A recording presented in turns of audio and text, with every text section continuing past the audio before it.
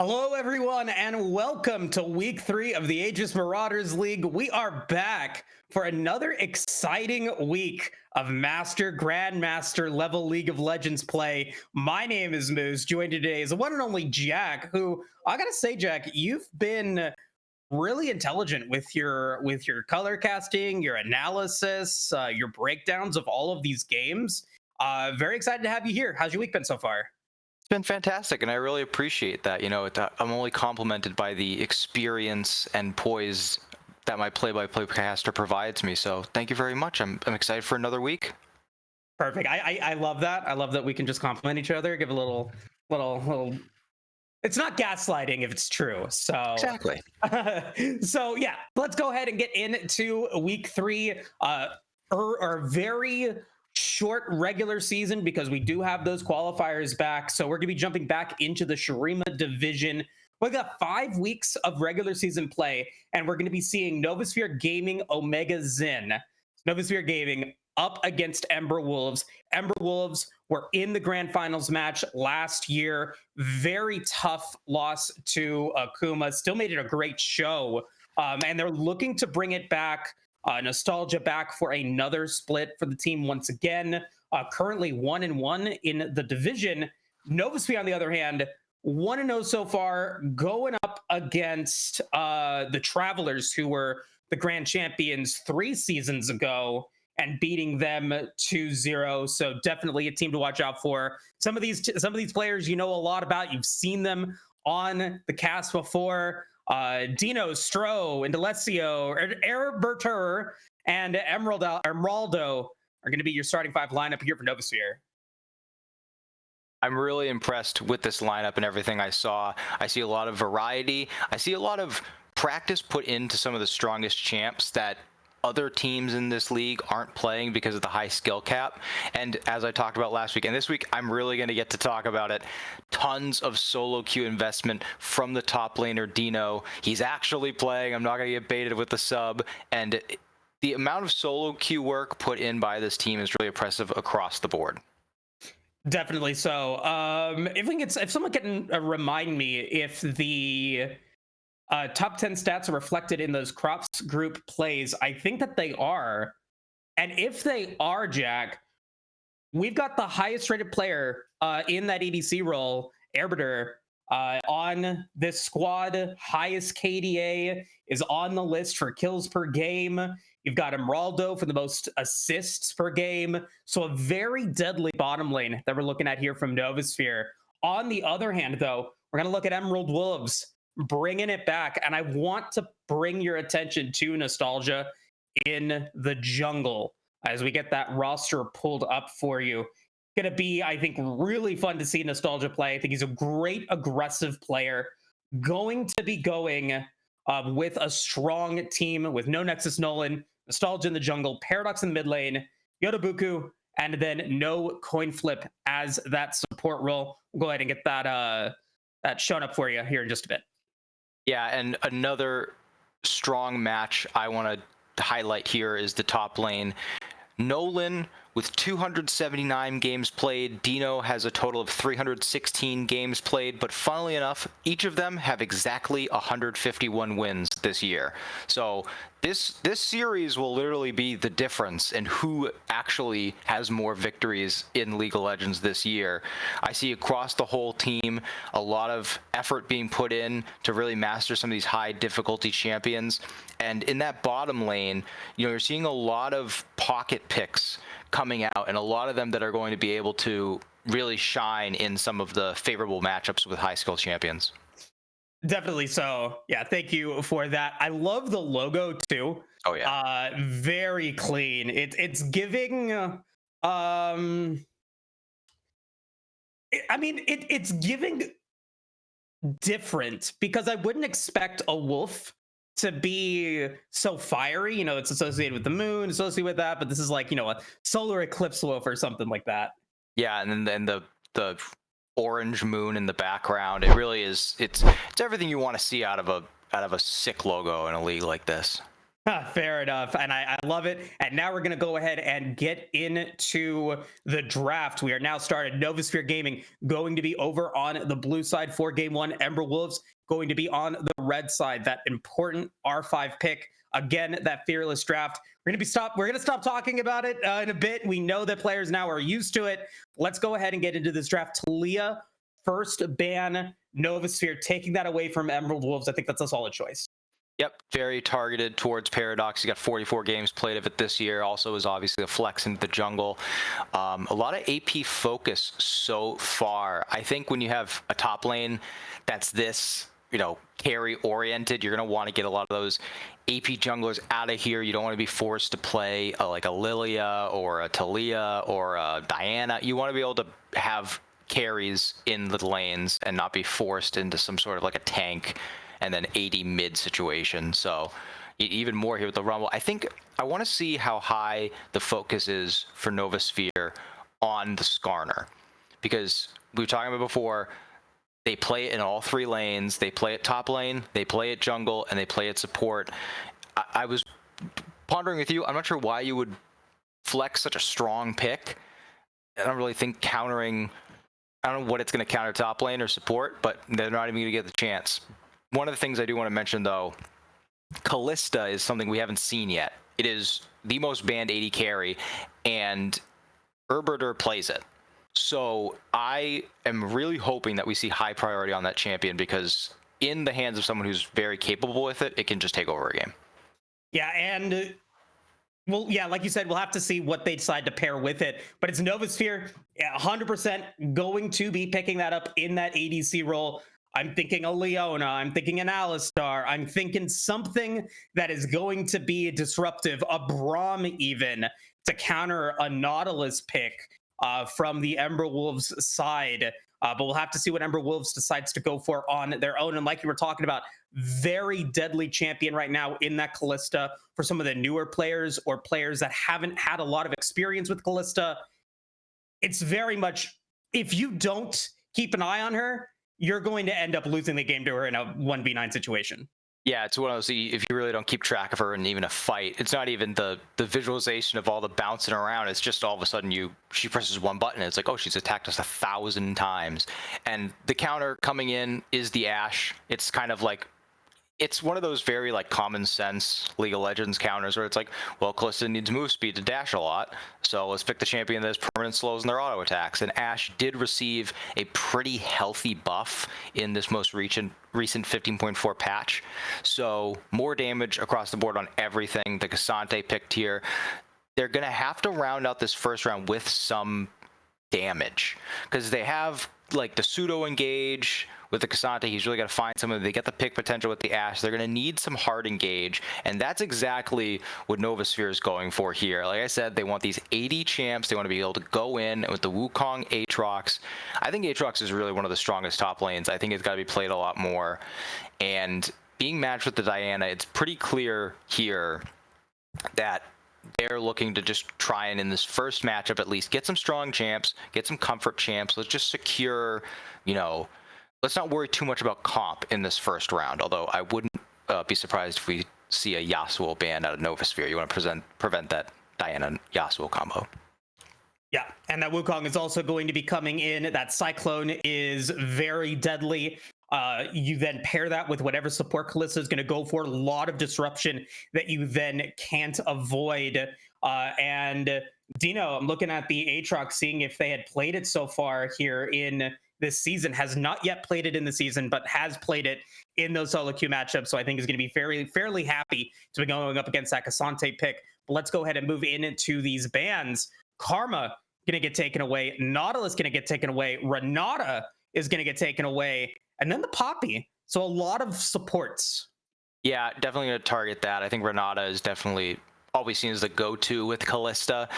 And Hui being picked here, total sense. It's the other high pick for Paradox. 51 Hui games, 44 Talia games. Doesn't have another champion in double digits in solo queue. Also, Hui is a great pick into Callista. She can't really afford to stand still and just start throwing spears. She's got to be moving around. So with the zone control that Hui creates with those ultimates, with the grabs, I'm not even going to try and figure out what the names of all, what has she got, 9 abilities? Yeah. More, I don't know. So Hui's going to be a great pick. You've also got pretty balanced damage now. Rel, perfect pairing into Callista, because Rel can go in, use all of her abilities, and then get pulled out by Callista, wait for those cooldowns to come back, thrown right back in there. So just, this is exactly the type of engage that Novasphere is looking for.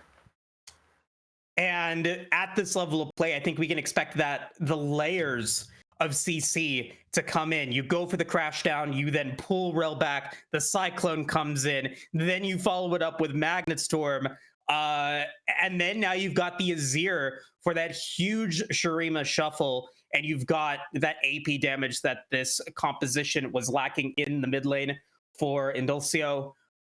I'm very happy with this composition.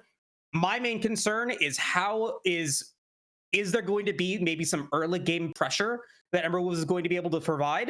And it's going to be the Maokai, which could potentially be pretty problematic in the early game. Yeah, it's a support pick. It's one of Coin Flip's pocket picks. Another triple lane flex, mostly playing the jungle now, can still go top. But I think that does a really good job of neutralizing Callista in the lane, because this is a scaling champ, mid-game champ. So just don't want to give her any advantages early. Want to at least make them wait for that spike. But I really like the composition that Novasphere has here. It's very simple. You've got Rel, Wukong, and Aatrox sprinting at you, and then Azir and Callista are kind of sitting back, getting their damage down, waiting to scale. You've got good bridge. And then on Emberwolf's side, it's a little bit more about focusing on getting your players strong champions.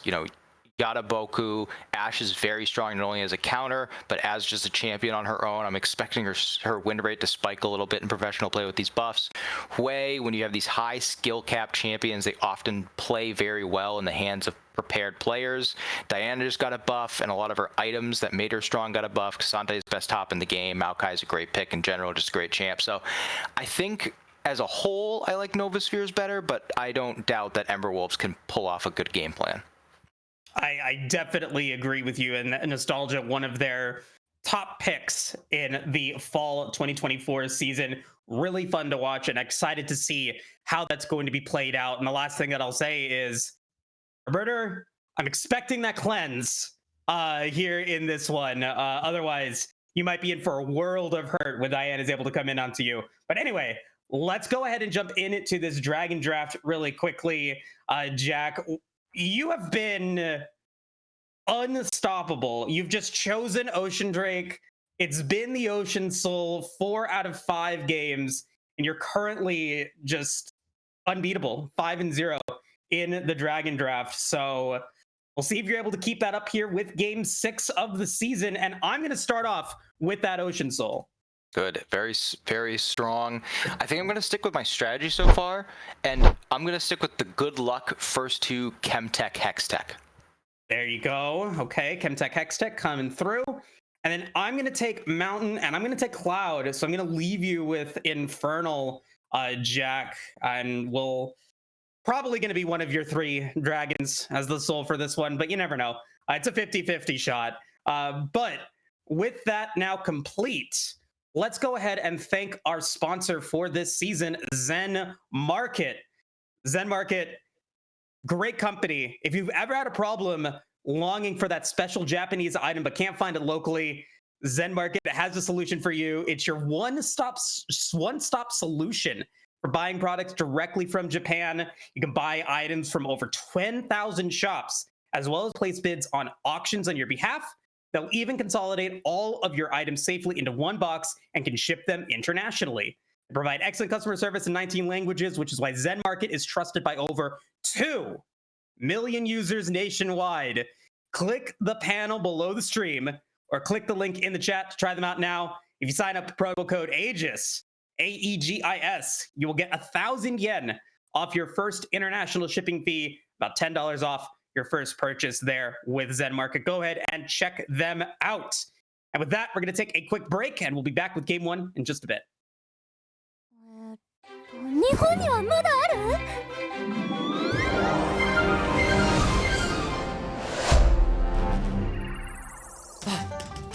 い急がないと在庫があるのはそこだ。遅かった。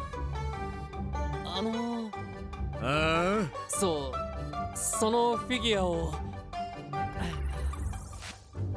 一つだけ譲ってくれんやろか。あ、お前はんだよ、同志じゃねえか。もちろん取引しようや。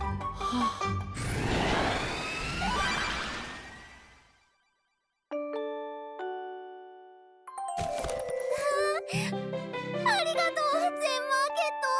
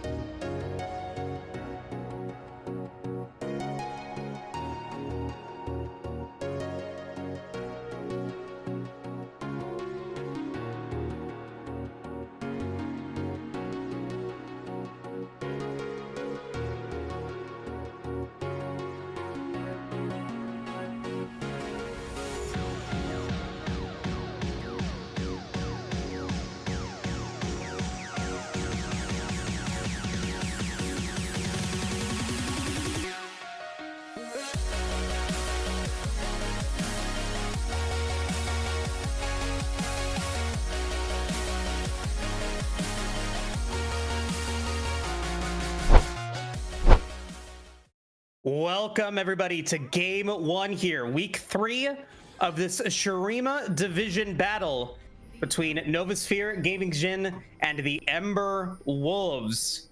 As it looks like we are going to be getting that 5-man aggressive start from Novasphere here, looking to maybe see if they can go for a level 1, looks like. A lot of good CC early. with the Aatrox Qs, Rel, you've got the Rend if they just need a little bit of a slow. Does look like they're not going to be able to pick anyone up with this unless they're able to get a ward in this bush before they turn the corner, because that way he's not going to be able to see it coming. Oh no, Nolan wasn't looking at themselves. And that's one way to get first blood. And that's one way to get your Kalista into the game. I mean, she's going to be able to go to lane now with a longsword with boots, so those jumps are going to be even bigger. That's going to neutralize some of the output from the Ashe early with the longsword. There's going to be so much extra damage, and Wukong can get some of these early ganks off. I know he doesn't have CC till 6, but you just all of a sudden go invisible and there's a monkey in your lane beating you over the head with a club. I mean, these are going to be some easy ganks early. This is a bad start for Ember Wolves. Yeah, and if you're Ember Wolves as well, looking at the draft, I was just doing some digging in on the first start of this season. Only 2 games of Kalista have been played here in the AML. Can you guess who has played them? I'm gonna guess Herberter and Herberter.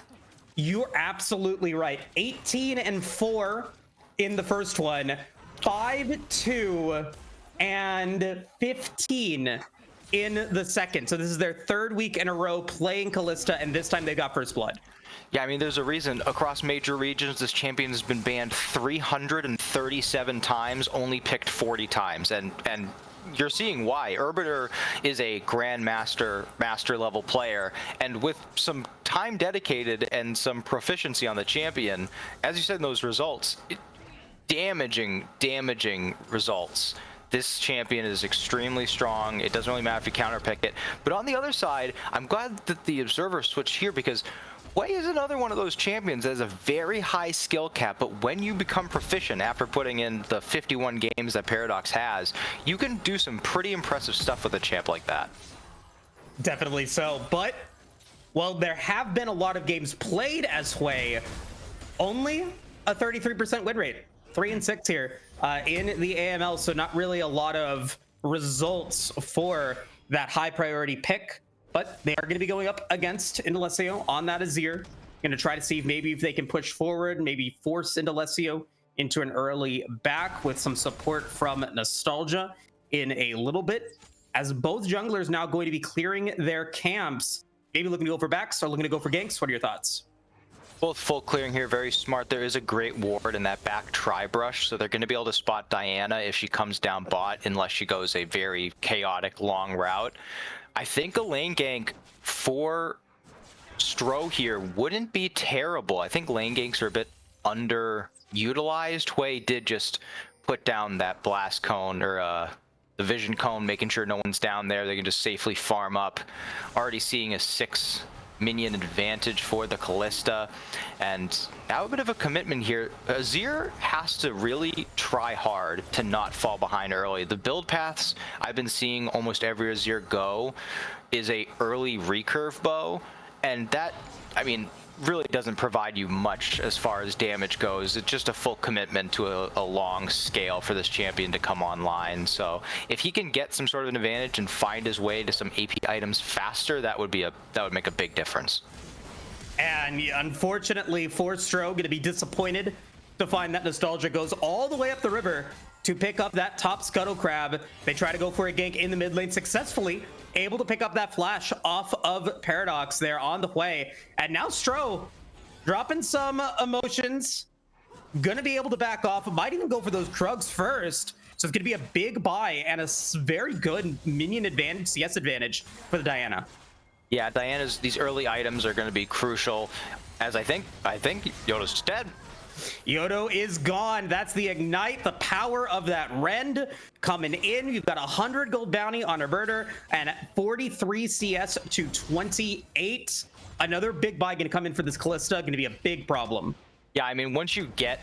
Kalista is always going to be useful, just due to the utility, the slow that you can provide, the knockup with the ult. But when you have someone who's good at the positioning and you pair them with not only a skilled player as Marauder, but as useful a champion as Rel, I mean, there's no telling how far this advantage can be pushed, because when Ashe comes back, it's we got parts of a Berserker's Greaves here, and we do have a Ruby Crystal in the pocket of the Maokai, but that isn't going to save you for that much longer. So this could continue to be pushed, and with Ocean Dragon being up first, the top lane is pushing, so the Void Grips could be picked up quickly. I think that they don't have to forfeit either of these objectives. I think they can try and run the map here. And you've also got backs from Paradox and Nostalgia, both working towards their items. Amplifying Tome Tier the Goddess. Indalecio going to respond with the teleport of their own, going back with that Blasting Wand. So some early power for the Azir, pushing that lane forward, maybe threatening Paradox without that flash. And we're going to be seeing the rotation from no coin flip into the top side. Going to start on those Void Grubs. Looks like they're going to be uncontested. Yeah, Ashe is just going to be able to pick up the minions under tower. I think the dive should still come through. Ashe knows that Wukong's bottom side, they've got it spotted out, but they opt not to go for it. They just want to pick up the dragon. I will say right now, I'm going to make this prediction. These are Grandmaster players. Every player on Ember Wolves is Grandmaster. If Yado Boko still gets dove under turret, knowing that all of them are there, and he doesn't have ultimate yet, I would be very, very disappointed. It doesn't look like it's going to happen, but I mean, this is the very thin line we are walking on with this Kalista Rel combo, because one mistake and they're just going to kill you. Yeah, and I think also very effective pathing coming in from Nostalgia, but not on the bottom side of the Rift right now. Going to be at their Krugs, going to be able to get their red back on spawn. Has those 3 Void Grubs, could be a threat if they are able to pick up those 6 with Yodo. Nostalgia, even no Nexus Nolan, could be able to get some pretty significant siege damage if Nexus decided to pick up that Demolish as well. And right now, looks like both teams happy to go back to a stable laning phase. Teleport from Dino, come back with that pickaxe, come back with that Ruby Crystal. Even CS in the top lane from these two teams. Yeah, I did look for a moment and I said, oh, I think we might have missed a solo kill in the top lane on this Cassante, and then I went, oh wait, I forgot the level 1 invade. Oh yeah. So it's, I mean, that is kind of the power though of the picks that Ember Wolves have. Cassante gets killed level 1, you got the Ashe falling behind, but other than in that bottom lane, CS is pretty even here. You know, we've been seeing when we pan topside, Dino with this Aatrox is able to do a lot of push and punish onto the Cassante, but it only results in a 5 minion deficit. Now it's shortened to even 2. So Cassante still is going to be able to pick up these minions under tower. I think that both teams are playing this well. I think that some might say that Novasphere is going to be a bit more active, but I think with the comp, they're going to be good enough mid-game. And here we see setting up this lane gank. I think that these are very underutilized. Yodo's trying to bait it out, but I think I'd be nervous about getting too many Ren stacks up on someone. You might be able to just kill them before they even get it off. Yeah, and it doesn't look like it's going to happen. Cleanse still up for a murder. That dive could be very risky. Kalista doesn't. I don't think Kalista was seen there, though, or Diana was seen there, though, by the Soul, but a lot of time expended in the bottom lane for Nostalgia. Going to still be there. Might be looking to go for it with no coin flip, having that Nature's Grasp ready, and it does look like they're going to go for the dive. Yeah, they're just trying that out. They forced the W out of Rel, weren't able to get any of the summer. So you said a lot of time wasted. Luckily for them, Wukong is just full clearing, just getting through these camps. And, you know, obviously that's not great. He's going to get towards these damaging items, going to start getting very far ahead. But at least he's not, you know, in the enemy jungle. He's not counter jungling. Diana is going to be able to get this bot side and go back to base.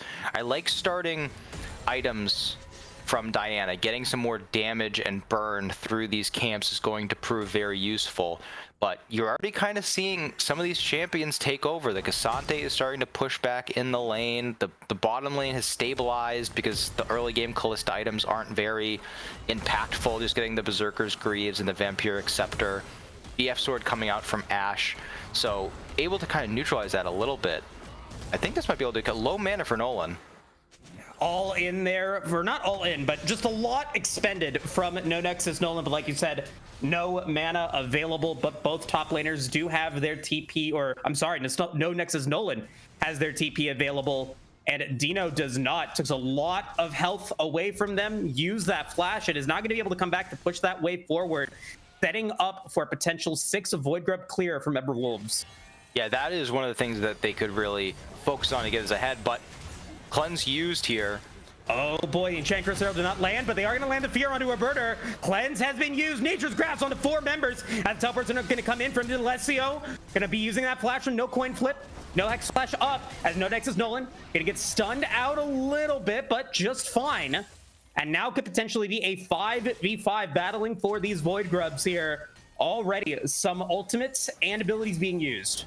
I mean, so almost every ultimate has been used on Ember Wolves. They've got the All Out, they have the Diana ult, but I really think that Novasphere should stay for this. They should try and contest this. They've got all their flashes except for the Aatrox. They've got the ultimates. They can win this fight. One Void Grub going to get taken by Ember Wolves as Novasphere going to go for a very loose engagement. Not going to be able to land the Ember's Divide onto Paradox, but Yotaboko going to use that flash, going to use that barrier, not going to be able to survive, as we're going to see another engage on a Nostalgia, going to go down, and another play as No Nexus Zone's going to go for a potential kill onto Emeraldo and will be able to get it. But now very low health bars and no Nexus Nolan onto Paradox, onto no coin flip. Can no Nexus Nolan be able to get out? No coin flip will sacrifice their life to keep the top laner and the mid laner alive. But that is a huge play for Novasphere Gaming. And they were hesitant at first, and I understand that their damage sources are scaling champions, but I mean, this is really showcasing here how strong this draft is. Shout out to the coaching staff on Novasphere, because you pick these champions, Wukong, Rel, Aatrox, that when you get into these congested areas, they just got to hit their buttons. I mean, Rel's AoE CC is so easy to hit. They managed to get Yotaboko, and even though it's an Ashe, it's not very high damage. Once you get one member down, and Diana has to go in to deal damage, Cassante has to go in to deal damage, Maokai has to go in to do anything. They already used the Maokai ult in the mid lane just to try and zone off, and so you get these fights that are so straightforward and easy to execute. Ember Wolves are going to be able to pick up the Dragon trade, so they're getting something, but not only are they having a hard time in these fights, they're going to get outscaled. And just like that, I'm on the board. There you go. Finally complaining enough. Cloud Rift here for this one. Extra movement speed can make those team fights difficult in the jungle for Ember Wolves. And if you noticed in that last fight, the loose positioning of Novasphere made it difficult for Nostalgia to go for a big Moonfall, and it wasn't even used. Yeah, I mean, it was so... Once your AD gets picked off at the very beginning, it's hard to follow up, and No Coin was just dead. And now, no coin flip. It's going to be the Maggot Storm. That's going to be the Nature's Grasp. A lot of damage onto Roberta, but that is going to be more damage on to no coin flip as they go down, and now going to be a double. Novasphere going to pick up 2. Stro going to pick up their second with that Cyclone. I know that it's a tank Maokai support, excuse me, but once Callista gets a couple of those stacks in, I don't care how close you are to your turret. Once that Ren comes in, the amount of damage that can be put out is so unexpected, especially if you're not used to playing up against this champion. You can see it played in pro play a ton of times, but until you're playing against it in lane and you're thinking, you know, this trade is going well, Ashe has that Q activated, the arrow went out, we have some CC, maybe we can win this fight, and you just can't. Callista's going to run through you, and now having that first completed item, how did Azirus die? Well, I mean, it was a snipe. Ultimate, and I believe QW going to be enough for Paradox to pick up their first kill. 243 stacks on that Tear of the Goddess, but does not have it available if Nostalgia gets collapsed upon. And Dino is now there. Nostalgia is in trouble. Going to go for that Moonfall. Going to get a little bit extra damage thanks to that clone. And Paradox enough going to be able to keep Nostalgia there. They do pick up some of those camps from Stro.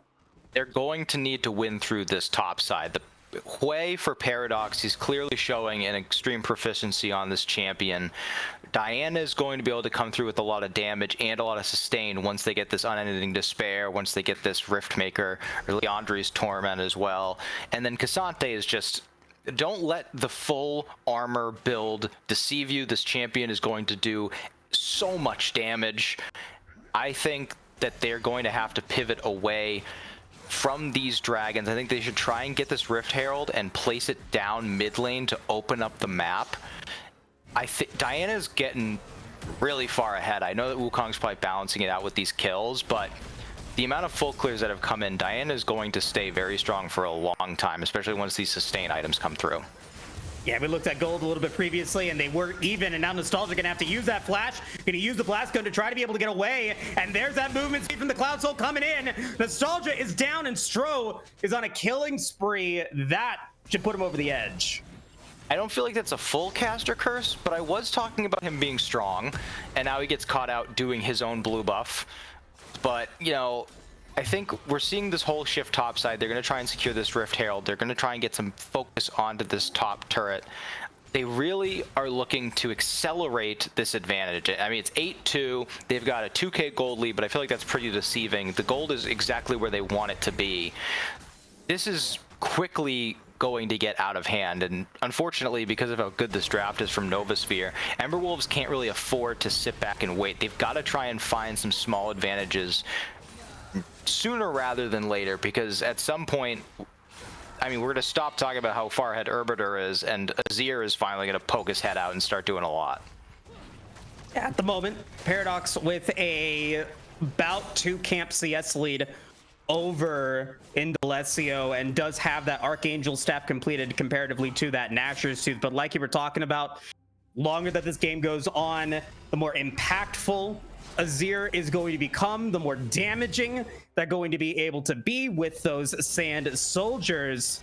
And right now, with that Rift Herald now taken by Novasphere, they can threaten a turret, they can threaten to go for Dragon during that, and really put this game on high alert for Ember Wolves. I like the play here from Ember Wolves, though. Let's keep the top lane here. Both of them have TP, so it's fine. But we switch the Hui to bottom lane. It's matched right away. But what this allows you to do is an easy transition into Dragon. They're going to have to look for a pick, and they don't have the members here. But that in a microcosm is what Ember Wolves is going to have to do. This Kalista is so far ahead. I guarantee you Arbiter has been in this position in tons of solo queue games, in games this season, the 18 kill game. So I think that Dino wins this. I think Dino wins out under the turret, but now it's Cyclone. That's going to be Novasphere potentially winning this one. A lot of damage on Stro, though, as Paradox gets that damage in, but is now going to be in trouble, going to be into the fight thanks to that Emperor's Divide. A lot of low health bars on Novasphere, but no one going down. 2 members of Ember Wolves now dead, and this Novasphere could look to go for their second dragon. They didn't get as much vision down as I think they should have when they made that swap. I know it was matched, but Novasphere is able to maintain control of the river, and they immediately find a pick. It's so easy to pull the trigger with Rel, with Wukong. You're starting to see now Azir is putting out a ton of damage, and even though these shuffles aren't finding multiple members, once you put that Hui in a bad position, it's so difficult to focus on all of the different spells Hui's got to put out when you've just gotten Shurima shuffled into the middle of the entire team. He's got to get flashing out, and he's got to get focused on getting away.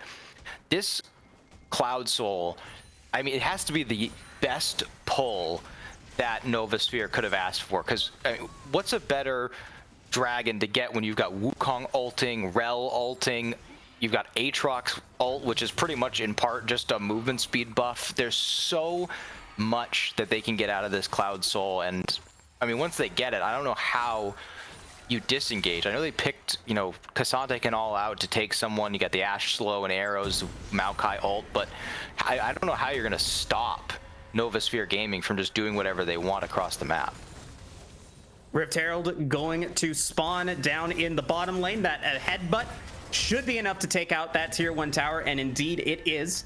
That will increase the gold lead for Novasphere up to 4,000 here at the 19.5 minute mark, with Otacon spawning shortly. And I want to talk about the Shurima shuffle from Indalecio. It's one of those stats that you don't necessarily see on that in-game screen, but in both of those ultimates that we've seen in those team fights, he has been able to expend 5 flashes out of the carries of Ember Wolves. It's a very impressive showing. Yeah, and even more impressive is the timing. You know, he's not trying to use it to start a fight. He knows that they can be disciplined. They've got Rel, they got Wukong, they got Aatrox. It can be used as kind of like that insurance. And then once executed, I mean, in that last fight we saw, completely displaces the Wei, has to change the entire way that Wei plays the fight.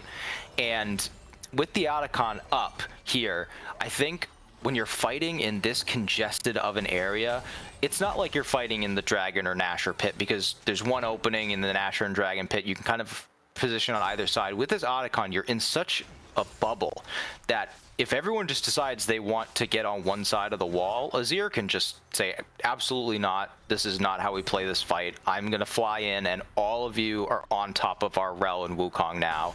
So like, Emberwolves has got to find a pick. That's what you draft this comp for with the Ashe, the Maokai, the Diana. You ensure that you're able to execute one target. But they just have not taken the time to pull the trigger here. And I think Nolan has so much tank at this point. We were watching in the top lane, we were just talking about Azir. Meanwhile, Nolan's tanking like 5 turret shots, and still Dino is thinking like, I can't fight this guy. He's just going to kill me. And we get a chance to take a look at the gold. Thank you, Caddy. See that 4,000 gold lead, and it's on your Kalista. It's on your Wukong. A 3,000 gold advantage for Herberter. That 5-0 stat line is definitely coming in clutch. And it's so concentrated on 2 champions. One of them, Stro, big impact in the early game. That Cyclone is always going to be impactful. But then Herberter going to be able to finish the job, could potentially close the deal for Novasphere Gaming as this game progresses. It's a 2-item different, or an item difference here for this Kalista comparatively to Yadabogo, and it just makes every team fight, every engagement with this Kalista that much harder.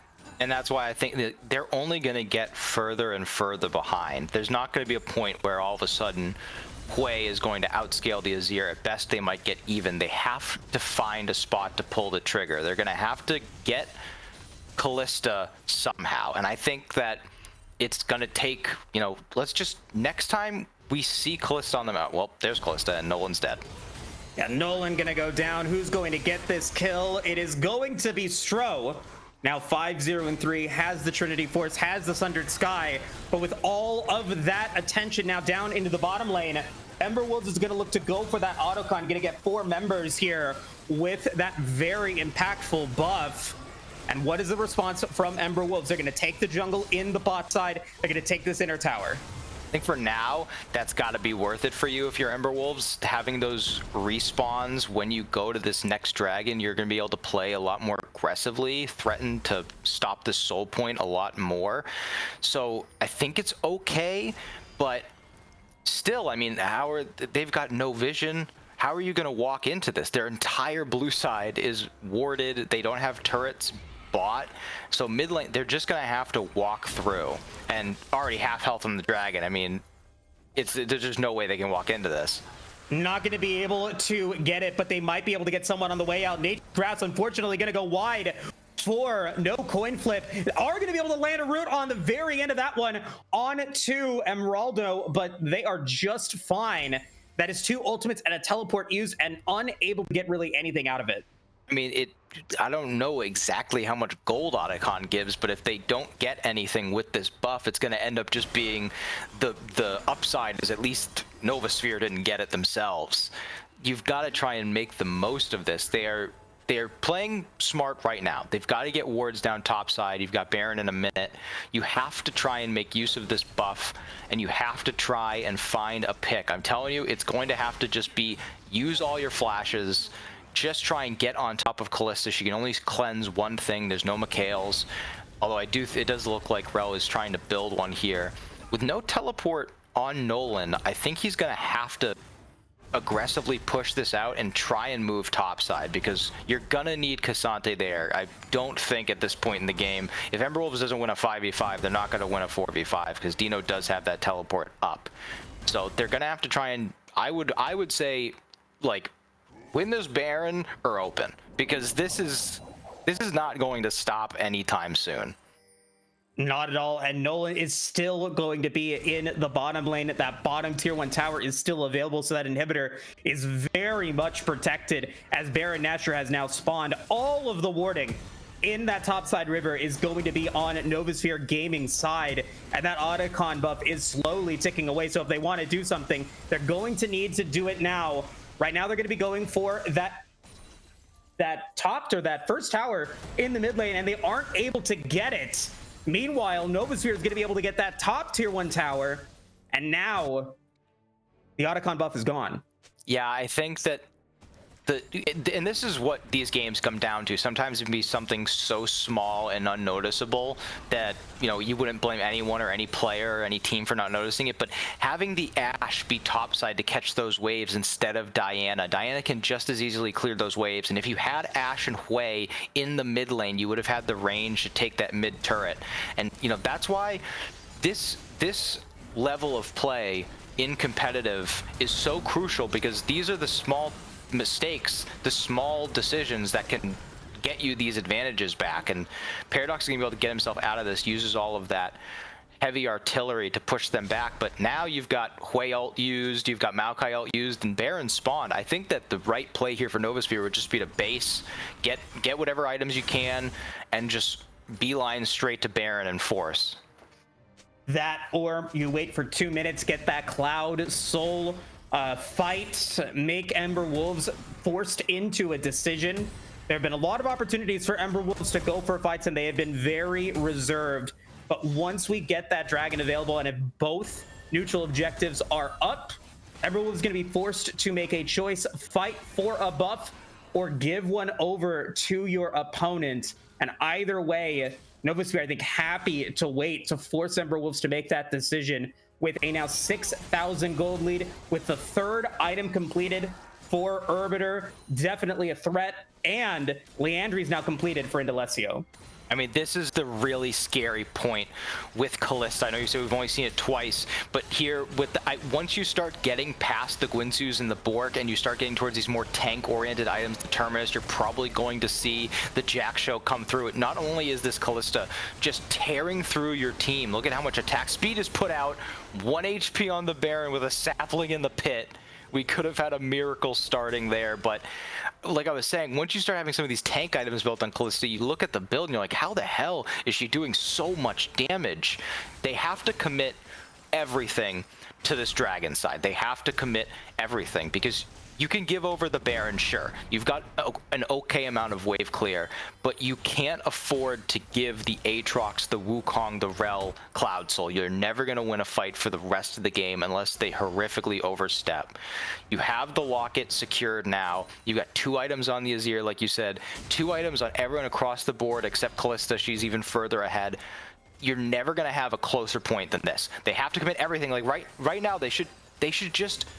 everything. Use every spell, use your ultimates, use your flashes. As soon as Kalista is on your screen, they have to just try and get it down. There's no revive, there's no Guardian Angel. They're gonna have to find a point sooner or later. And in top lane, you're going to see Indalecio pick up that inner tier 2 tower in the top lane, and are pushing forward to go for another turret, potentially at the inhibitor. That's going to be a threat that No Nexus Nerd is going to contend to. Now going to go for that teleport. Now Indalecio is going to have the opportunity to go for that inhibitor tower, and it was a bait. Novasphere Gaming is going to try to go for a mid lane push potentially, and they have the inner track, looking to potentially go further into it, as that inhibitor is now long gone for Ember Wolves. If you want to fight, it has to be now. You have a 4v5 right now, guaranteed. I want to see the flash out of Maokai, flash out of Diana. They pull back. It's just a clone, but I mean, this is the only point you're going to have an advantaged fight, and they're giving up a lot for it, and right now they're getting nothing. No one's backing now, but it's going to get seen. It's going to get stopped. They're not committing to the dragon. They're not committing to stopping the push.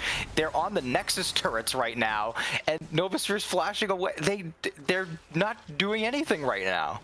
And there's nothing that Ember Wolves got out of that one. No backs are going to be stopped by Ember Wolves, so they will be able to defend that last Nexus turret. But that is going to guarantee that Novasphere is going to pick up that Cloud Soul. Effective use of Baron Nashor as Indalecio shredding through the top side.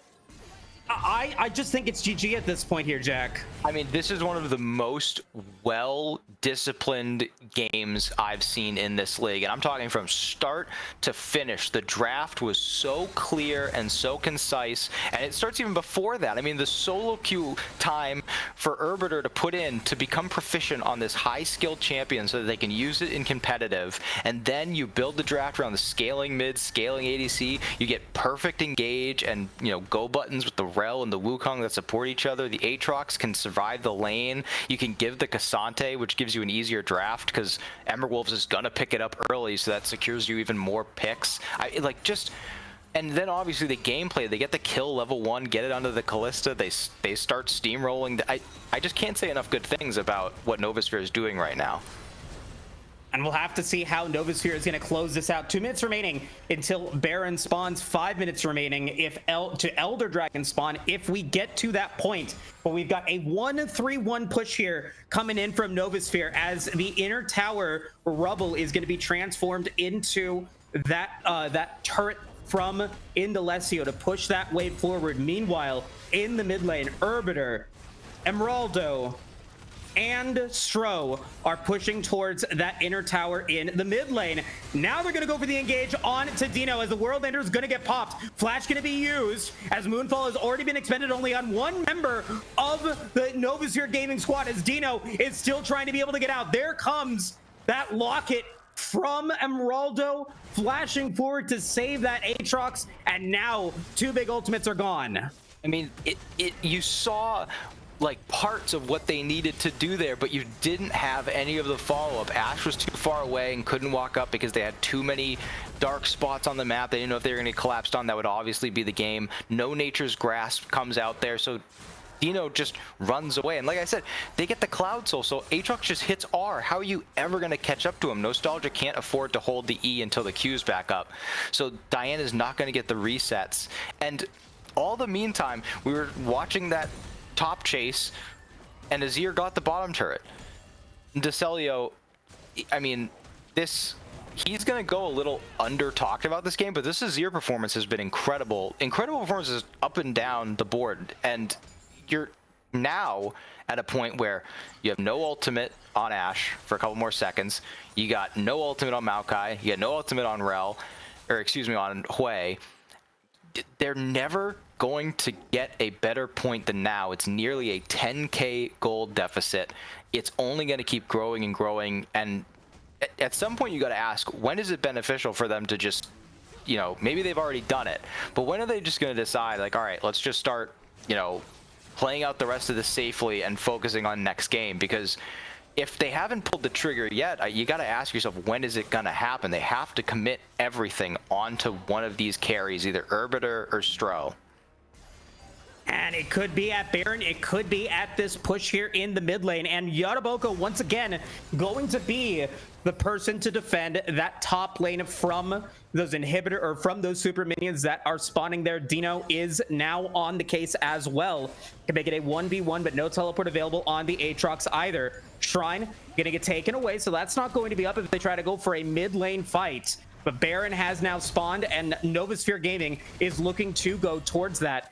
33-minute Baron. Ember Wolves have yet to commit to a team fight in this contest, and they are already seeing that Baron taken down very low. I mean, they have to go all in right now. They have to use everything. The Novasphere is pulling off a little bit, but Stroh's about to just blow them all up. And there comes the Cyclone. Nature's Grasp gonna land onto multiple members, but there goes Indalecio with a great Shurima Shuffle right into the Cyclone. That layer damage is there. Paradox is dead. Yaraboko's dead. Stroh's gonna try to flash away from Nostalgia and has been able to run away for the time being, and is gonna be into the waiting arms of Emeraldo onto Dino, and now Nostalgia's gonna be left all alone. That should do it here for game one. And unfortunately, Jack, I don't think that Ember Wolves ever had an opportunity to fight on their terms. I mean, from the first second the game started, they got behind with that first blood. Even from before then, the draft advantage that Novasphere had. But even in that, it looks like they're going to try and go back and get that Baron. But even in that little engage, there was some hesitancy from Novasphere. I feel like it might be advantageous, as we do get the flash at a coin flip, that they're just trying to prevent a throw. You know, we're at the Baron, we don't want to throw this away, so they go for the engage, they get a couple kills, but I really think that they could commit even harder, because even if the steal comes out, we do have the teleport coming in, but they don't have their AD carry there. Now it's gonna be Novasphere being able to pick up Baron Nashor. Rend plus Smite is gonna be enough, and Shurima Shuffle to be able to make sure that all of the Novasphere agents are able to get out of this fight. Paradox going to be going further into Erbiter, gonna be able to land that ultimate, but not Quo, maybe enough. He's burning, but they have the lock, and he's just going to walk back. But we have Elder Dragon spawning in 15 seconds. They're going to have to rush this right now if they want any chance of coming back into this game. I mentioned it before, Novasphere is showing a little bit of hesitation, and now they're found on the back foot, but they're looking for a backdoor. They don't even give them the chance. No Nexus Nolan, the only one with a teleport available. The dragon has now spawned. Paradox is going to be going for the back, as it's going to be Dino that's going to be taking a little bit of damage thanks to Yarboka, but now Stro is going to be able to get onto them, and that's going to be the knockup from the Cyclone. Nice plays from Marauder to keep everyone else from protecting the Ashe, and that's going to be the game win for Novasphere Gaming Jin. They're going to be able to pick up huge plays here in this contest. Stallage is going to disconnect. Yes, Indolesio does go down, but now here's Dino coming in to hopefully finish the job. Marauder is going to walk up. Paradox is the only member surviving. An incredible play all throughout from Novasphere Gaming. I mean, from top to bottom, from the second the draft started to right now, an incredible, incredible performance. And I mean, I don't even know where you start if you're Ember Wolves. Like I said, if you got on one side, it's like we can't find a flaw in Novasphere's performance. I don't really see where Ember Wolves performed in that first game. I mean, I understand when you take that Ashe first pick as just trying to like slow down the Kalista, you're accepting that your AD is not going to be super high output throughout the rest of the game. Ashe is much more utility based, but so many of those fights, Ashe is just not there or in the top, just picking up waves, and she gets all these super minions from that top inhib going down, and the items come through, but if she's never there, then what are you going to make of this? I think that if you're Ember Wolves, this game never happened. You got to go 2-0, forget about it. Just go forward. Don't harp on what happened this game. You just kind of have to wipe it. Three members of the Nostalgia Gaming squad going deathless in that one. Dino as the Aatrox, Stro as the Wukong, and Kalista, who dominated in the bottom lane. But if I had to give an MVP to this team, I think I have to give it to the Azir. Picked up, I think, two of the turrets in the top lane, the inhibitor in the top lane, both of the Nexus turrets in the bottom lane, had huge Shurima shuffles, picking up so many flashes. An unsung hero, I think, in this contest, and also I think it shows on their damage dealt. Yeah, Indolesio definitely deserves a shout out here, because it wasn't just the performance on the champion, but like you're saying, the macro performance, knowing exactly where to be, always in the right place at the right time, picking up towers, inhibitors, structures, objectives, great Shurima shuffles. So across the board, also want to give a shout out, don't often get a lot of praise, but the support here, Emeraldo, incredible play on the Rel, great CC, great layering, great timing, just front to back. I mean, I think we're looking at a rising favorite in this entire league right here. Definitely so. Very nicely done coming in from Novasphere Gaming. They will go up 1-0 in this series, but Ember Wolves are not out of it just yet. They do get side selection in game 2. They don't have to worry about that Kalista as well. So we'll have to see how that draft plays out, and we'll be back in just a bit for it.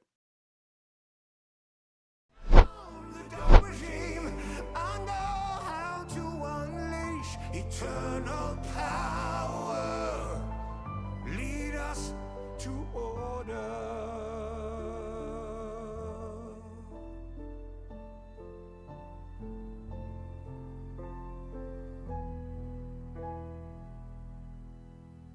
I am the light bringer.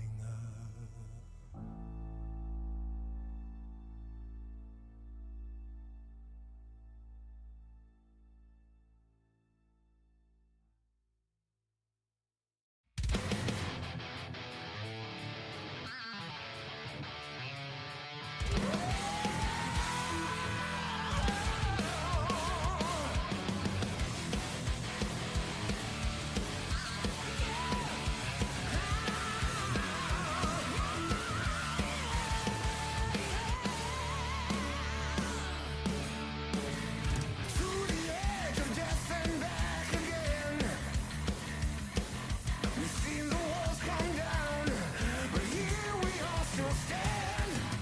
We're not afraid if they let us fight around. They try to extinguish us. We are timelessing death. Hear the awakened world. Scream glorious, scream courage. For here we stand in the path of victory. We made it through fires to redemption on the other side. We're standing and we're burning bright. Alright, 'cause we are timeless. Our future knows not your pain. Our past knows only victory. So we still remain.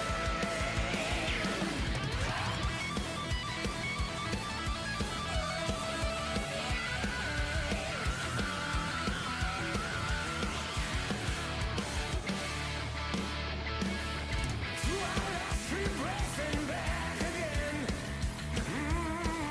We've seen our scars burn red. We've seen them turn to flame. We're the fire that guides our destiny.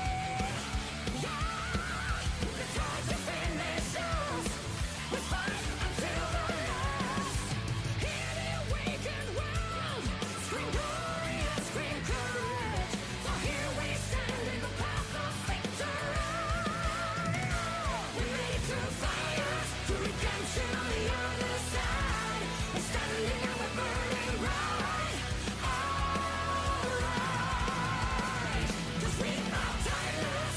Our future knows not your pain. Our past knows only victory. So we still remain.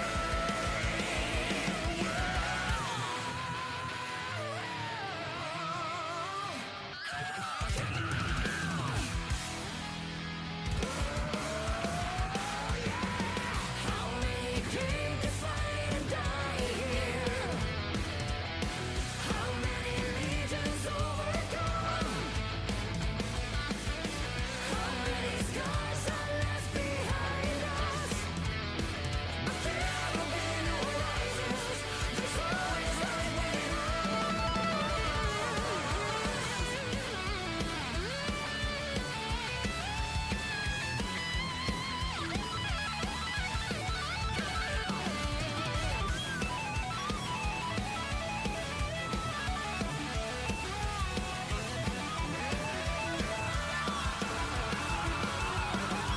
Hear the awakened world.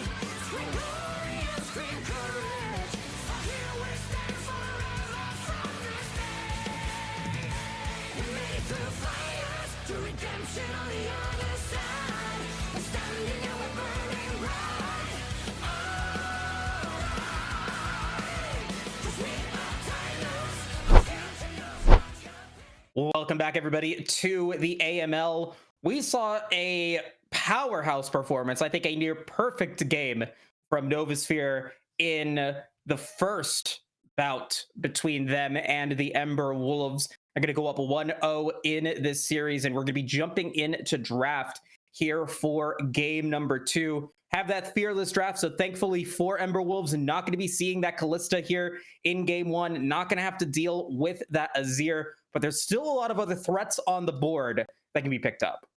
Yeah, we have a lot of strong champions still available, and now with Ember Wolves on the blue side, I think you can build a lot more of a cohesive comp, not worrying about having to ban so many of those, must bans. Skarner frees you up, not having, you can potentially pick something like a Vi or a Poppy, flex a Jace if they can. So you have a lot more open options. It looks like they're definitely scared of this Rumble, another ban, even though they've switched sides. They want to make sure that they can dictate what type of damage is coming out of what lanes. I would like to see them commit to a very straightforward composition here, because Ember Wolves is in a bit of a precarious situation when we look at the league as a whole. If they go from, runner up to 1-2 after 3 weeks, it's gonna be, quite a tailspin. And now you're seeing the bans have been identical, and you're banning Skarner on blue side. Just pick it. That's how you ban it. You just don't touch it, and then if they don't ban it, you play it. So at this point, I really want to see a commitment to not only some strong champions, but a straightforward play style. Pick a Vi, pick an Embessa, pick Nocturne, pick anything that just goes forward. Varus is the strongest AD carry up and available, so I'm glad to see that. But even at this point, you know, now if Novasphere pick Vi, now you're in a pickle. And we'll see what they decide to go for. It's going to be Jinx as the first choice here for Novasphere, and they're going to go for the Mel to round out their first two. So they've got a lot of threat, a lot of damage already on the board here. And like you said, you know, Varus, very strong champion, and it's going to be a different personality in the bottom lane here for this one. Don't want to be giving those resets to the Jinx, but Varus can definitely pack a punch, get that burst AD damage if you are able to land it with those blight counters. And the Victor is going to be that second pick. Yeah, definitely looking for a lot of zone control, and it's being matched right on the other side. I do want to mention Indalecio has been putting a lot of time into this Mel, 35 games with a 66% win rate. I have been seeing from Mel in every single region, you know, even though when we got pro players, there are some small intricacies of these new champions right when they come out that don't get picked up right away. And glad to see Indalecio putting in the time to learn all those small things. I can't tell you how many Mels I've seen in pro play tag one person and then ult right away, just get more damage down. I'm like, no, it's an execute. You can do it on everyone. Like, just hold on for a second. So I want to see where each of these teams go from here, because when you pick poke and or zone control, it really is telling when the next picks are either disengage or engage, and both of them have decided we're going engage. Definitely so. And the J4 going to be immediately responded to with that Xin Zhao or Zhao. Both champions that can be effective in the early game. And lauding the draft once again from Novasphere and whoever is drafting these compositions, I feel like they're responding to what Ember Wolves is picking up, I think, relatively well. And we'll have to see how the bans are going to be played out here in this second phase. Novasphere took away some of those support bans in game one. And it does look like that's going to be the case here in game two with that Nautilus getting taken away. And Ember Wolves once again going to go for the Poppy ban. Ember Wolves has to ban Braum right now, because if Novasphere picks Braum, I don't know how you play the game. Because how does Varus get to Jinx Mel? How does Victor get to Jinx Mel? How do you get through the Xin Zhao ultimate? So I really want to see how Novasphere's coach, or just if they're drafting as a team, how do they pick up on some of these minor drafting? I don't even want to come errors, because I feel like drafting's it's not necessarily a science, but we are going to see Alistar Poppy, so still focusing on the supports now. But if they pick a highly defensive support option, or Milio can also power up the Xin Zhao, power up the Jinx, provide some protection, provide that massive cleanse. I think that this goes to show a much more proactive attitude from Novasphere. Even when they pick the zone control and the poke, they still want to be able to go forward a little bit and have that healing and safety.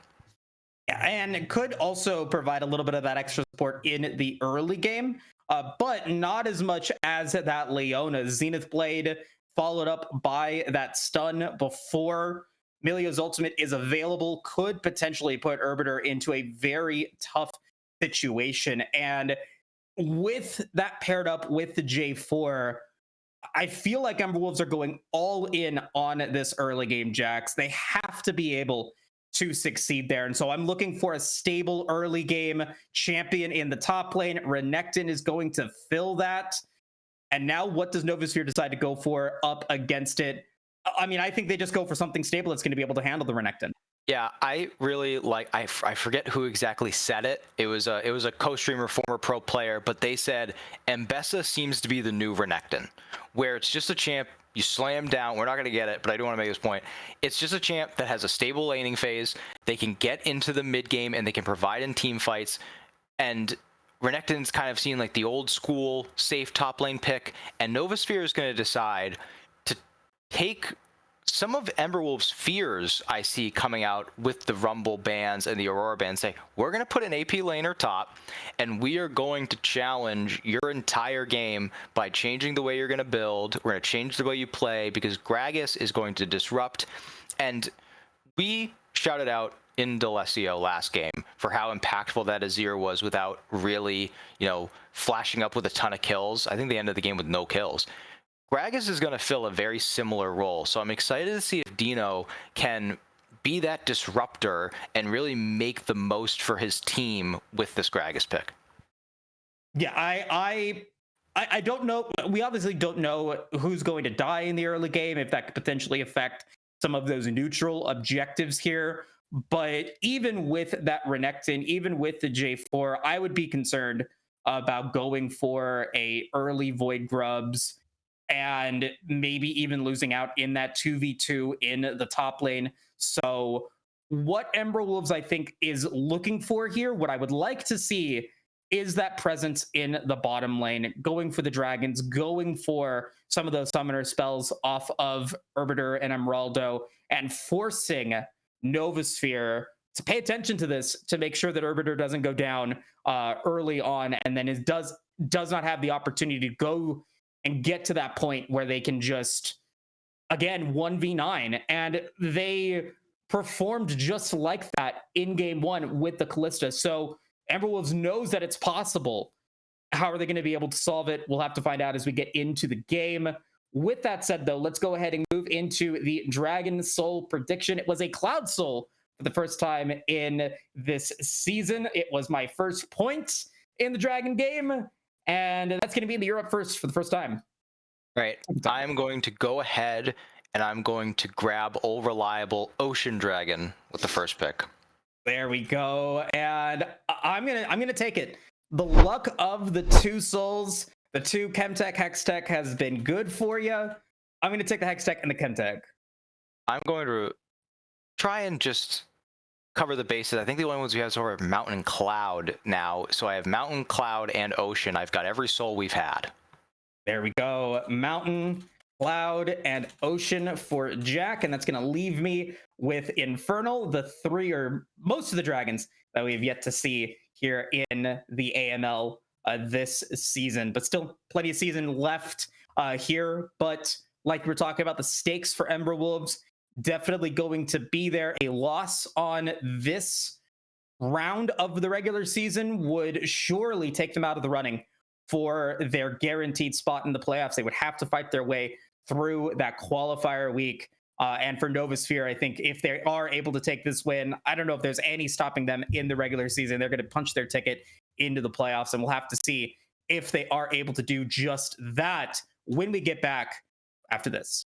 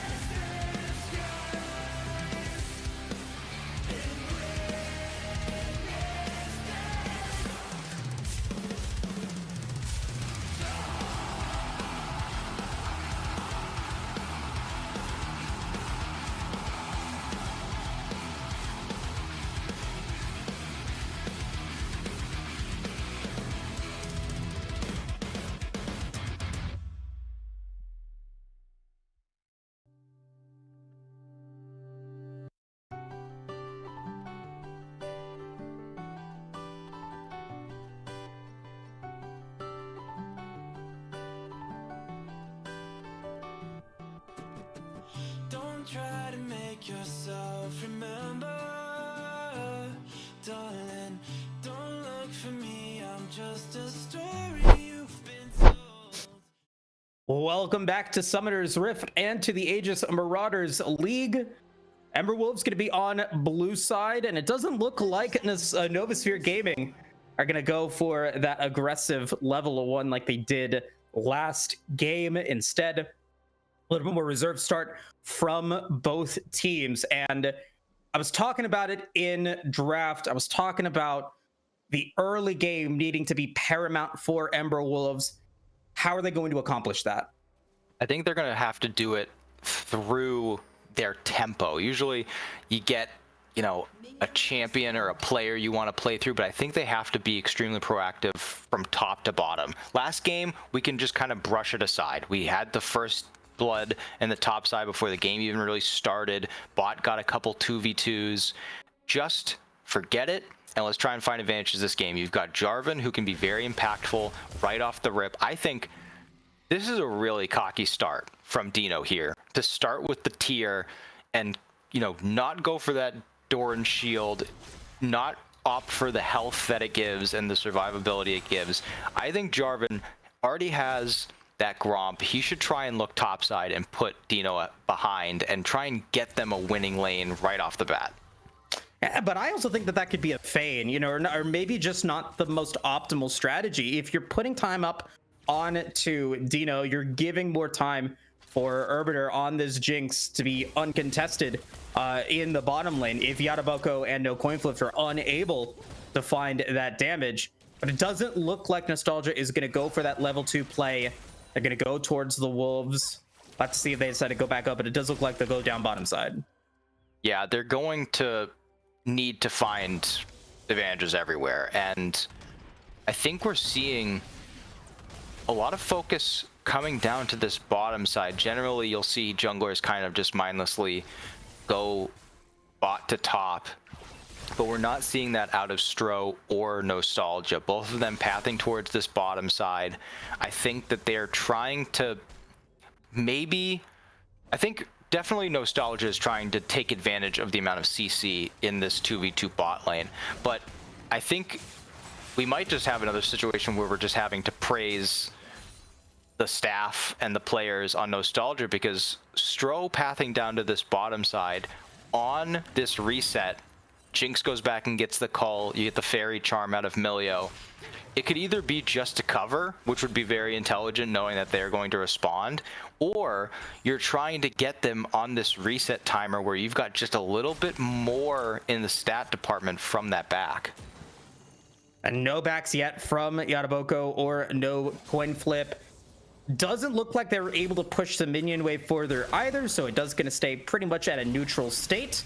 We're now going to start to see Nostalgia now in the bottom lane as blue buff was taken by Stro. Both junglers now going to be looking to potentially go up against that Scuttle Crab as a fight is going to be breaking out for it. And Marauder was first on the scene, going to be able to give a little bit of defense to the Novasphere jungler. Is going to force a flash away from Nostalgia. Nice stun onto Stro from No Coin Flip as the Ignite is going to come out. A lot of damage onto Stro, and there it's going to be first blood onto the Xinjiao, but it's a double kill for Yataboko as they're able to take out Indalecio as well.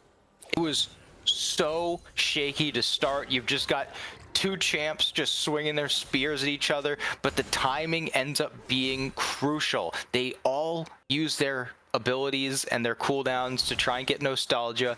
The second that coin flip comes up and he's able to lay the CC down so they can take out Stro, they're very lucky that Yataboko ends up picking up both of these kills. That gold is going to be crucial. He hasn't gotten to reset with it. They should be up and pushing this, and now that Leona's here, they should look to do so. They can even look to try and really push this advantage. No flash on Leona, but she can walk up and try and grab this. They are going to try and put Arbiter as far behind as possible, freeze right in front of their turret.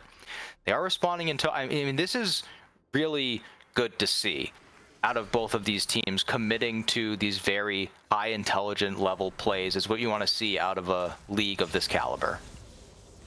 As the next minion wave is going to come up, lane pushed forward into Ember Wolves tier 1 tower. Gonna look to see if they can push that out. See if Arbiter could potentially go for a back, as Yaraboko still unable to utilize all of that gold in the pocket, and Arbiter might be able to go for another back before Yaraboko is able to go for their first, and indeed they do. They picked up a kill in that, and they're gonna be able to get Berserker Greaves immediately.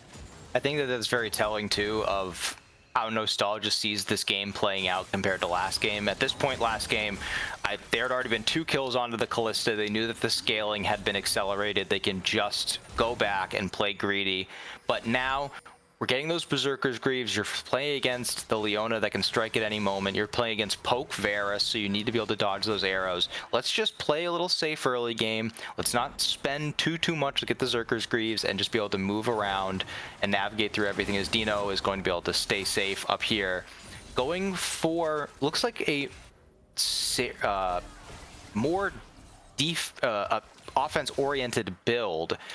I was expecting a Fimble Winter to come out right away, but I think we're going to be getting a full AP Gragas up here, and already with the null magic on the Renekton, he is not too upset with that. As we see over and over again, Paradox winning in this matchup, getting the push in over and over again, and no TP onto Mel.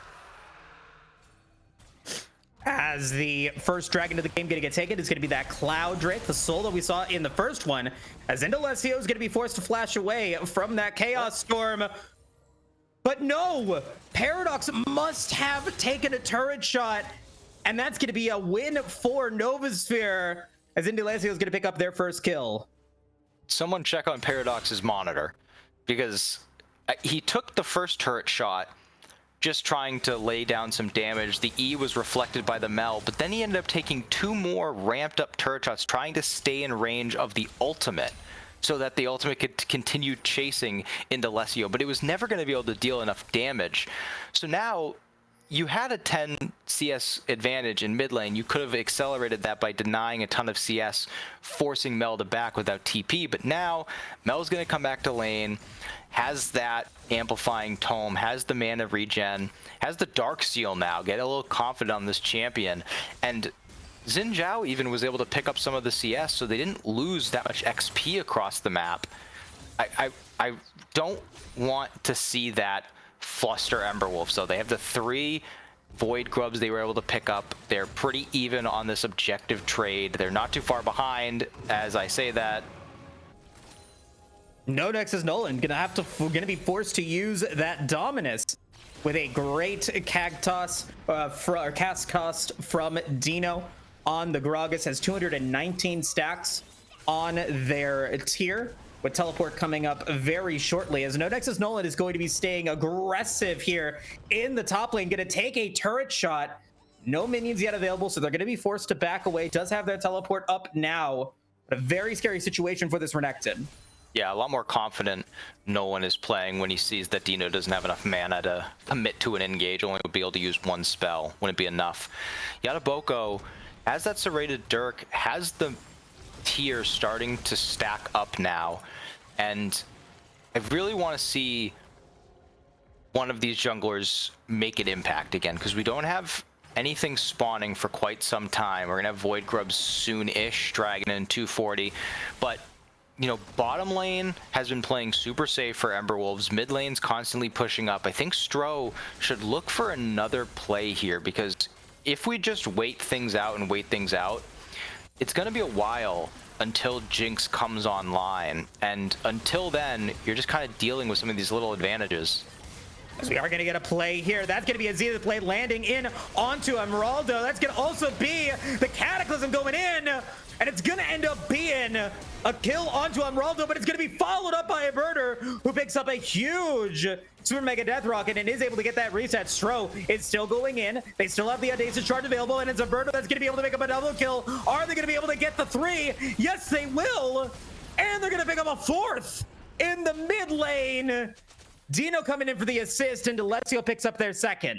I was worried that coin flip had gone in too deep, but there was the follow-up from Nostalgia. It was so good when they got the 1 kill, but then Arbiter gets the Super Mega Death Rocket, gets excited, gets the reset, and starts running forward. I thought maybe they were going to be able to get out because there wasn't any mana for those rocket follow-ups, but the red buff was picked up by Arbiter because of the kill on a Nostalgia, so the slow gets applied and Jinx just runs them down. And now we're kind of right where we are last game, where the Jinx is super accelerated, and it might be difficult. Milio's gonna have to use the flash though. Yeah, gonna have to use that, but does have ultimate up. Stro and Dino there for the assist, as the second wave of Void Grubs will be spawning shortly. Ember was able to pick up the first 3, so they could look to go for the full set, which they had in the first game. Unfortunately, I think only getting 1 tower, maybe even a 0 tower game last time, as Ember Wolves are now going to be on the case. And Alessio going to be down to the bottom lane, does have that teleport available, as the first Void Grub is going to get taken. That's going to be an advantage in Void Grubs for the Ember Wolves, as now 4 members of Novasphere Gaming are going to be going in. Are they going to be able to pick up the Void Grubs? Another great explosive cask from Dino, as they're going to be the one that's going to be taking the brunt of that damage. Yada Boko is going to be able to take down the Groggets, but now Arbiter are going to try to look to see what they can get. They're going to be able to get 1. That's going to be Arbiter excited. They're going to go for 2. That's going to be another kill for the Novasphere Gaming bottom laner. And it's going to end up being 4 kills for Novasphere compared to the 1 by the Ember Wolves. Another great showing from this squad. It started off strong. Coin flip got onto Arbiter and managed to get CC through the cleanse, through the Milio ult, but there's no follow-up. The Jinx traps were so well placed. Nolan couldn't get over. Yanaboko couldn't get over. You didn't have Paradox there no matter what, because there's no TP, and Nostalgia had already used all of their movement abilities to get on top of the Xin Zhao. But that, I mean, if you don't contest the Jinx, she's just gonna stand still and blow you up with the rockets. Paradox is gonna die now for overstaying. It's just a really bad look again, and Novasphere is on the upper hand of it. And that's a big stagger too here for a Paradox down. Well, the other 4 members are now respawning, so they're going to be late back on to the Rift, as we haven't even gotten to turret plates falling. I don't even know if that's going to be really an issue here, as we're going to see the top lane going back and forth. No completed Archangel staff for Dino just yet. Decides to go for the cooldown booth and that Aether Wisp for the time being. And one consistency that I want to talk about as I send it back over to you is the warding that Novasphere has been able to have in both of these games. It just feels like they have had the advantage of knowing where Ember Wolves has been at here in this contest so far. Yeah, it's completely coordinated as well. Not only are they able to place vision everywhere across the map where they intend to play, but also choking out any vision. I can't recall exactly how many times, but it felt like every time last game a play was to be made, they were walking in blind. But now you get pick. So that is a lot of gold into Paradox's pocket that is going to convert into maybe, you know, I think you should really start accelerating this build, go for a Shadow Flame. You're playing against a very squishy team. Dino almost picking up a kill there too. I mean, they're looking for plays, and I like that a lot more. They're trying to be much more proactive. That's what they drafted for. That's what they have to play for.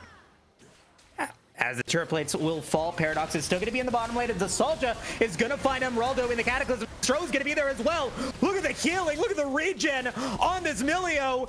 Still alive and doesn't die. Great Mikhails, great utilization of the kit from Emeraldo. They will be able to survive that one. No coin flip will go down once again. Nostalgia barely avoiding that super mega death rocket.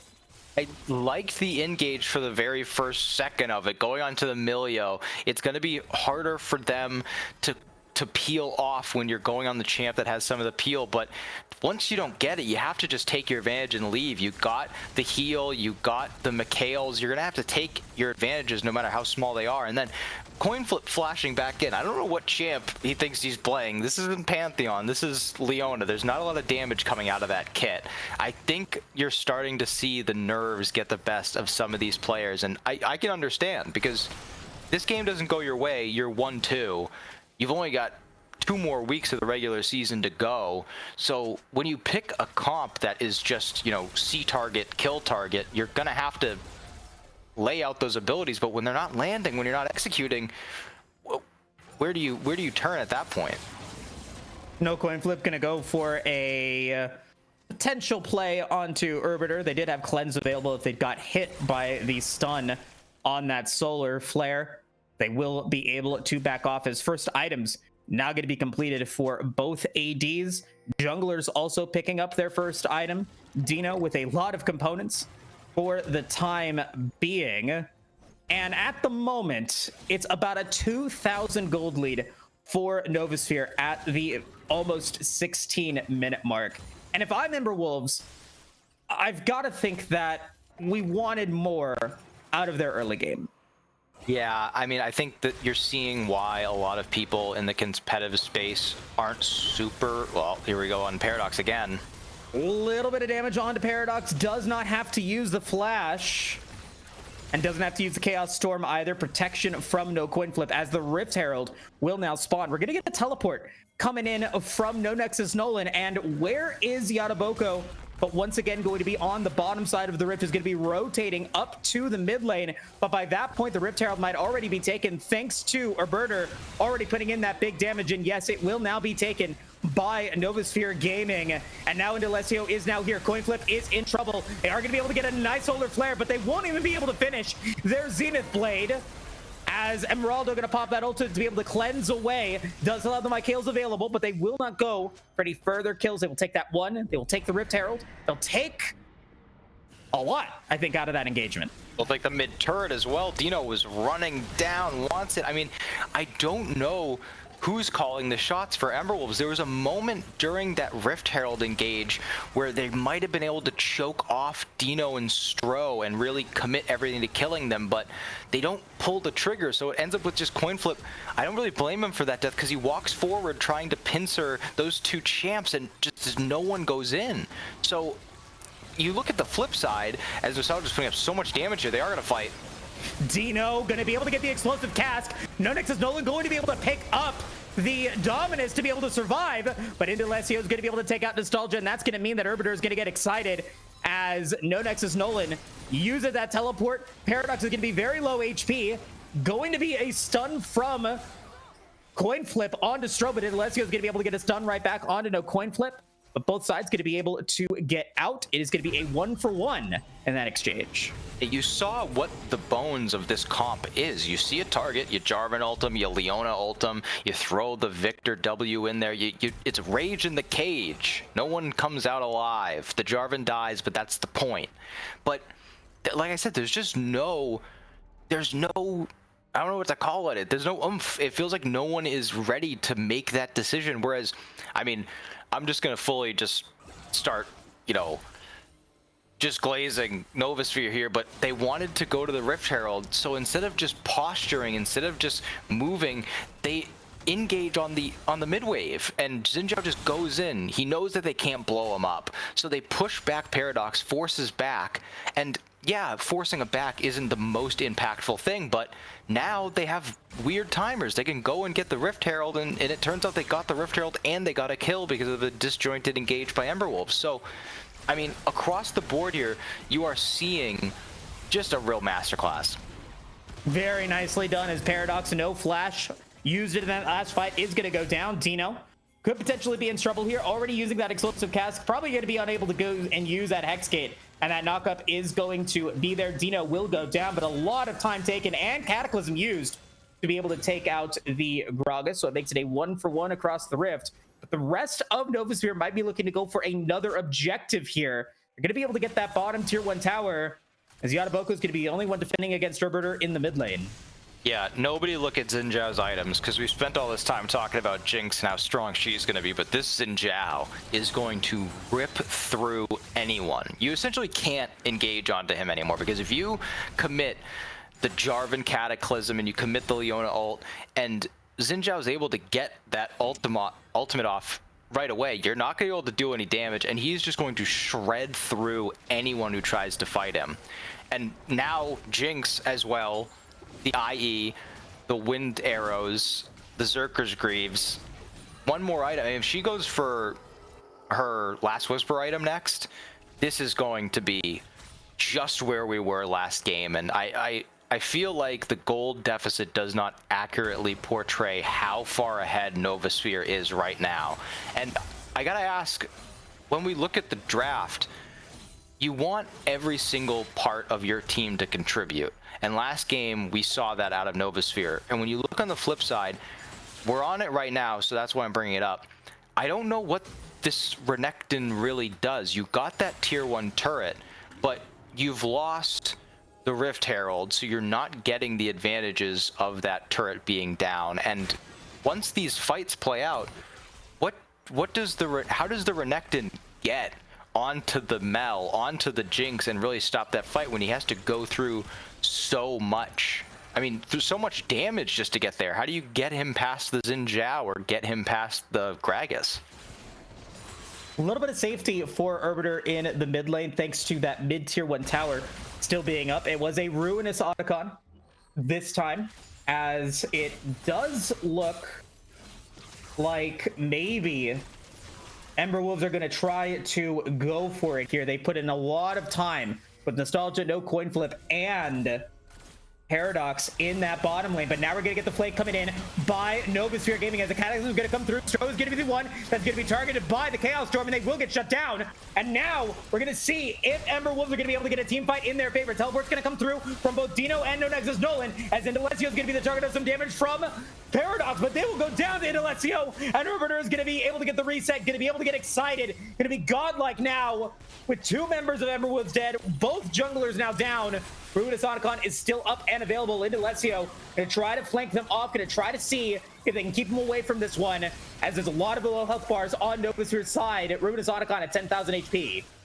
Yeah, and this Otacon just shreds through all of those resistances. They had to back off there. That was about as good of a fight as Ember Wolves could have hoped for. They only lose 2. They're able to kill Xin Zhao before the fight really gets going. There was a bit too much distance to cover there, but it was a good flank. It was a good call, just really not able to perfectly execute it. This is one of the reasons, though, I'm not a huge fan, as it looks like he's gonna get caught out. Oh no, Yadabaka with no follow-up, no assistance by no coin flip, and there's the explosive cast, gonna go for the 3 points from Dino, and that's also gonna be No Nexus Nolan going down, and we've got a Hextech Soul up for grabs for Novasphere Gaming at the 22-minute mark. A very early soul if they are able to pick it up, but they also want kills as well. Dino's going to be up against Paradox and no coin flip, and doesn't even get hit by that solar flare. Root is going to land in onto Nostalgia. They're not even going to be able to get in to the Dragon Pit, as Indalecio is going to be able to survive thanks to that invulnerability and thanks to that ultimate from Emeraldo. Stroh's going to land the audacious charge on no coin flip to try to even get more out of this fight. They've got Hextech Soul to slow them down, and they will be able to take out the Leona. My word, Novasphere Gaming will pick up everything. How is it only a 4K gold advantage? I don't understand. I mean, it's just everything you could want. I was going to mention the build from Varus. At this point, though, nothing is going to change this. It doesn't matter if you built on-hit Varus or crit Varus or lethality poke Varus. For most of that fight, Arbiter wasn't even able to hit, but they engage onto Dino, and they're just so far behind at this point. And the mechanics are just too clean out of Novasphere. They get the bomba onto Yadaboko, and you can't even really talk about, like, oh well, Yadaboko positioned like that. He was just walking in his own river with vision, but you've got the Mel there, you've got the follow-up from the Gragas. It feels like there is not a spot where Novasphere has underperformed so far in this series, and the only times you've seen them maybe falter, you can argue they faltered just a little bit, they also made advantages. That's going to be the Ruinous Otacon buff. Well, Baron Nashor is spawned, so they have the opportunity to have all 3 of the powerful neutral objectives available at one time if they do decide to go for that. At this moment, doesn't look like they are posturing for it. Still a lot of standing gold on the Rift for Novasphere. All inner towers up. They've got an outer tower available in the top lane, but Paradox might be going down. Another great explosive cask from Dino. as Indalecio is going to be up against No Nexus Nolan, but this is not the Renekton of 10 minutes ago, and they are not alone. Indalecio has the assistance of Emeraldo to keep him alive. Yeah, Emeraldo has been an absolute all-star in this series, not getting a ton of shine, as Stro will have to expend the flash. They pulled the U moves, but as soon as you see Gragas, you know you don't win that 2v3, and they're trying to just pick up whatever they can, but it feels like they're just stalling the inevitable. And go back to Emeraldo, a lot of the praise obviously goes to Arbiter because they're getting the kills, they're getting to play these hyper carries, but the Milio play, I was a bit questionable about the pick. I thought that maybe if you went with something more defensive, I didn't really see a winning strategy Emberwolves could pull out, but the Milio has been extremely effective. It's kept everyone safe. I mean, the timing has been great, and the roaming capability has been there. I really just think across the board, you're just seeing what happens when one of the best teams in the league gets everything they want. And teleport is available for both Paradox and Dino, but we've seen that story play out before. Dino's going to be able to take out the Victor, as No Nexus Nolan's going to be forced to use their flash with multiple members of Novasphere Gaming in the top side. Baron Nashor is still up, and Dino is going to back off with the minion wave in the bottom lane and be stabilizing near the center of the neck or center of the rift. I was going to say at a reset from Emeraldo. So now we're going to be looking at not a unique, but a rare situation here at the AML where Novasphere has all 4 of the souls. We're going to be looking at Elder Drake in 2 minutes time. Yeah, this is one of the strange points in a game where you're so far behind. Your positives become how far ahead the enemy team is. You're going to get earlier chances at Elder, as this is a pick right here they can get. Yeah, and Indalecio going to go down. That is a shutdown on to Indalecio. That kill is going to go to Paradox, but are they going to be able to get out? There's the slow from the Hextech Soul coming in onto multiple members of Ember Wolves, but they will not engage further onto it. Meanwhile, looking at the bottom lane, Dino is going to go for that inner tower. That should go down, as Emeraldo is going to be dangerously low. Does still have that ultimate available. What does Novasphere decide to go for here? They are going to be pressuring to potentially go for a play onto turrets. And that's going to be a lot of damage onto Paradox going down. So it's going to be mid for mid in the exchange, and Dino is still walloping away at the bottom lane. That inhibitor tower is going to potentially go down as Yataboko is forced flash away from Stro. Another tower is going to fall, this one into the mid lane. And finally, almost 30 minutes into this game, we're going to see the objective bounties finally come through as Arbiter will pick up another kill on a no coin flip. 9-0-8. I mean, it's easy to miss, but this is what happens when there's just even a moment of indecision against one of these top teams. They get the pick in the jungle and they didn't greed. That was good, but they don't commit to anything. They don't reset and use that gold to get some items. They don't get the Baron. They don't push in the mid wave. They just get a pick and then kind of walk around. And Dino immediately pulls the trigger, goes bottom lane, starts pushing it in. They immediately walk down the mid lane and say, if you guys aren't going to make a decision, we'll make it for you. You're going to come fight us at your tower. And as soon as Yataboko walks through, Stro pulls the trigger, goes in, uses all of his abilities. They have the Hextech Soul. I mean, you're seeing how powerful the Hextech Soul is. Nolan had to use his flash topside because Jinx was going to auto attack him, and now Paradox is dead. Oh my god, Arbiter, that's 3 shots to be able to take him down. As Stro's gonna go on a killing spree, that's also gonna be Nostalgia dead. As Elder Drake has now spawned, no coin flip will fall as well. And Yataboko does not have flash available, they will fall. That is a triple kill for Arbiter, 12-0-9, and this looks to be the end of this contest. A quadra kill for Arbiter to end this game and end this series. They are looking to make it a quick night. It was a draft gap, play gap. I mean, bot gap, Arbiter and Emeraldo. They're asking, when can the playoffs start? Let's get this over with. And they're going to take the series. And there was, I think, never any doubt. It's one of those games where you just outclass your opponent. They happen in any game. They happen in any tournament. They happen in any competitive format where a team is just outperforming. And we could criticize the indecisiveness of Ember Wolves a little bit here, but I want to praise the decisiveness of Novasphere Gaming throughout the entirety of this game and of this series. They knew exactly what they wanted at exactly every moment.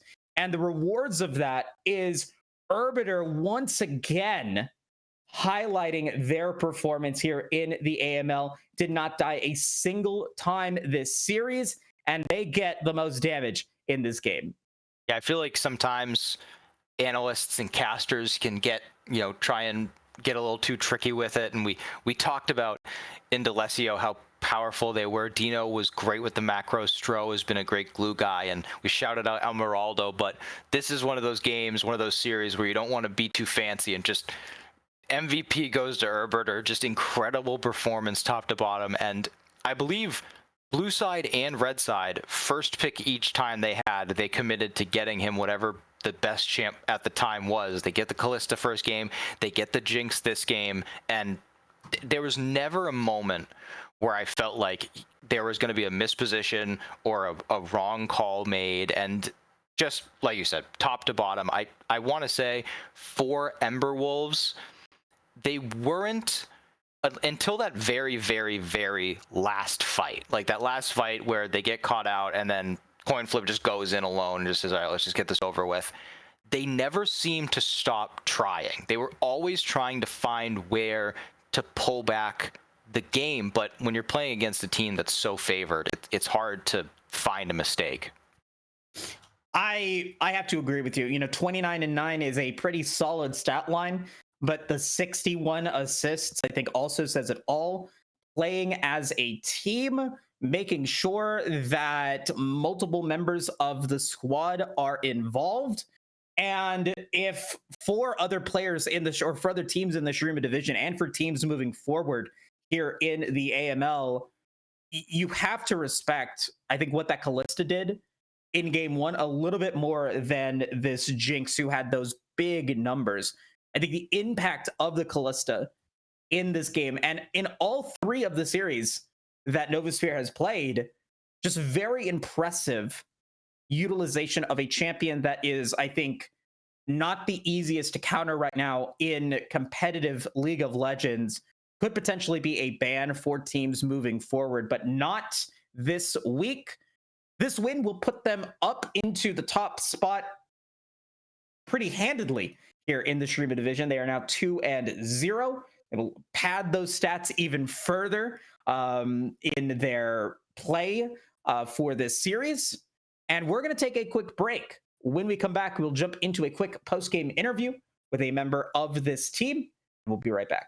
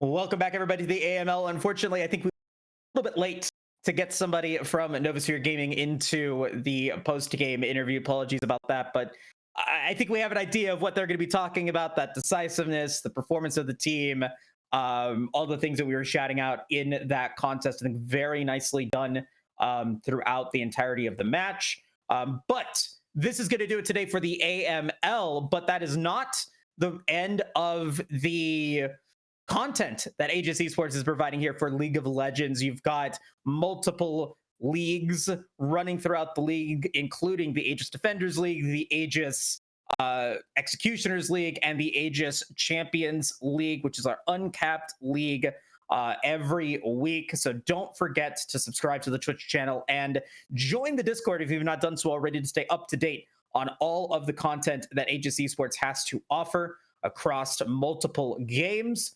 Shout out to our sponsors and our friends at Zen Market. $10, about $10, 1,000 yen off of your first international shipping purchase with promo code Aegis when you shop from them, and you can get great items from Japan shipped directly to you. On behalf of everybody here at Aegis Esports and for the Aegis Marauders League, Caddy, our producer, Jack, and myself, thank you guys all so much for watching. Have a great rest of your day. We'll see you next week for week 4.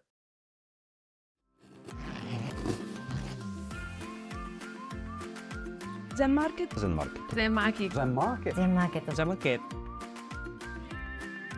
ありがとうございます。ありがとうございます。ありがとうございます。